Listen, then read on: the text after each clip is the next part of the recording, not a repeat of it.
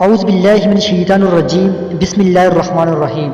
ناظرین، اندلس اور غرناطہ کے مسلمان امریکہ کو کولمبس سے پہلے دریافت کر چکے تھے، لیکن ان کے شکست کھا جانے کے بعد یہ ایک تفصیلی واقعہ ہے کہ کیسے بادشاہ فرڈینینڈ اور ملکہ ازبیلیہ نے سازشوں سے اندلس اور غرناطہ پر قبضہ کیا۔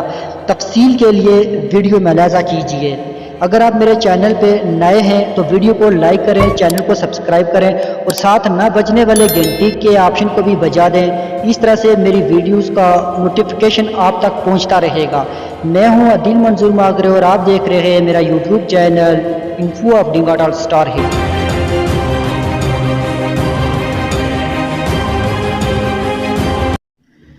ملکہ ازبیلا نے کولمبس کے ذریعے امریکہ دریافت کرنے کا ڈنڈورا اسی سال پیٹا جو سقوط غرناطہ کا سال تھا۔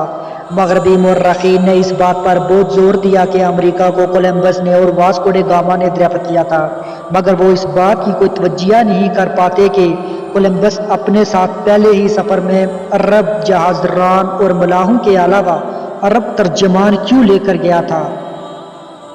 نیز یہ کہ کولمبس جب امریکہ پہنچا تو وہاں عربی سکوں میں کیوں لین دین ہوتا تھا اور وہاں عربی بولنے والے لوگ کیوں پائے جاتے تھے۔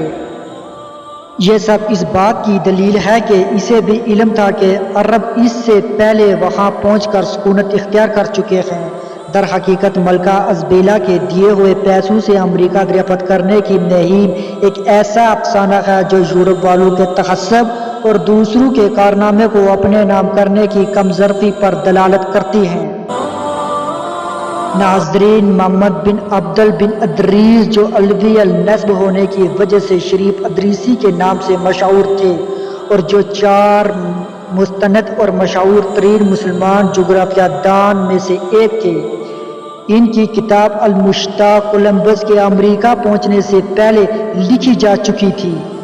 ان کی وفات 1286 سن عیسوی میں ہوئی، جبکہ امریکہ کی دریافت کا غوغا 1492 سن عیسوی میں مچا۔ اس میں اس نے 8 چچا زاد بھائیوں کی خطرناک بحری مہم کا حوالہ لکھا ہے۔ اس سے صاف معلوم ہوتا ہے کہ اسپین کے باہمت مسلمان بحر ظلمات کی پار کی دنیا کا راز معلوم کرنے کے لیے علمی طور پر کوشاں رہتے تھے۔ ان کی ایک جماعت اس سمندر کے پاس ایسے مقام پر پہنچ گئی تھی جسے اشکر یعنی سرخ رنگ کے لوگ رہتے تھے۔ کولمبس چونکہ امریکہ کو ہندوستان سمجھتا تھا، اس لیے اس نے انہیں سرخ ہندوستانی کا نام دے دیا، وہی سرخ ہندوستانی جو بعد میں۔ ناظرین، واقعہ کچھ یوں ہے کہ اسپین کے مسلمانوں نے امریکہ کو صرف بحر اوقیانوس کے راستے سے ہی نہیں بلکہ الاسکا کی جانب سے بھی دریافت کر لیا تھا۔ یہ وسطی ایشیا کے مسلمان تھے جو روس کی آخری حدود میں واقع برنگ نامی تنگ سمندری درہ پار کر کے براعظم امریکہ میں داخل ہو گئے تھے، لیکن ان کی یہ عام چونکہ تاجرانہ یا سیاحانہ تھی، فتوحانہ نہ تھی، اس لیے یہ کارنامہ چھپا رہ گیا اور اسپین کو مسلمانوں سے چھیننے والوں نے اسے اپنے نام کروا لیا۔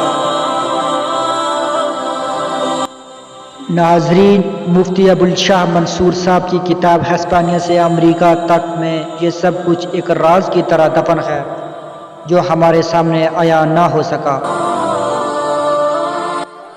اس سب میں غیروں سے زیادہ مسلمانوں کی غلطیاں تھیں جنہوں نے اپنی تاریخ کو ایسے ہی بھلا دیا۔ آج صرف اتنا ہی جانتے ہیں جتنے اپنے یورپین سلیبس میں پڑھتے ہیں، اور اس میں اصل تاریخ کو عام عوام تک پہنچانے کی ذمہ داری اہل علم دانشور حضرات کی تھی، جو آج کل انجینئر بن کر دین سے بھی لگاؤ رکھتے ہیں، لیکن انہوں نے اس کا استعمال فرقہ واریت پھیلانے کے لیے کیا۔ اور اس طرح اگر دیکھا جائے تو چند علماء کرام نے اپنی ذمہ داری کو بخوبی نبھایا بھی ہے، لیکن موجودہ دور کے ایجوکیٹڈ حضرات نیم لیبر نیم مولد اس تاریخ کو بائزڈ کہیں گے، من گڑت وغیرہ کہیں گے، کیونکہ ان کے نزدیک ان کا وہ یورپ سچا ہے جو صدیوں سے دوسروں کی محنتوں کا کریڈٹ اپنے نام کروانے کا عادی رہا ہے ہمیشہ سے۔